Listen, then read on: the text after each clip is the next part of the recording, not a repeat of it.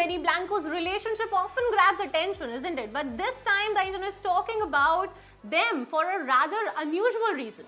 Music producer Benny Blanco is grabbing headlines for all the weird reasons, I must say. For after appearing barefoot on his new podcast, Friends Keep Secrets, the podcast which he co-hosts with Lil Dicky and Christine Battaluco, recently premiered and gives viewers a peek into their real-life hangouts, often filmed with multiple hidden cameras across their LA home.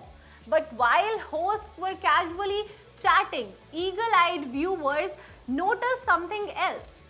Benny was sitting on the couch without shoes, and several close-up shots of his feet quickly went viral on social media.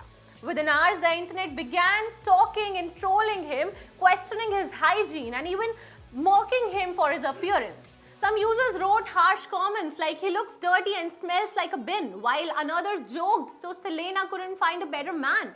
The trolling soon spiraled into a full-blown controversy and online debate about Benny's public appearance. However, Selena Gomez was clearly not bothered by the criticism. In fact, she addressed the situation in her own playful way. During the latest episode of the same podcast, Selena surprised everybody by kissing Benny Blanco's toe, instantly sending the internet into another frenzy. What started as trolling about dirty feet suddenly turned into a debate online about the true love versus food fetish jokes. Selena also made it clear that she stands firmly by her partner.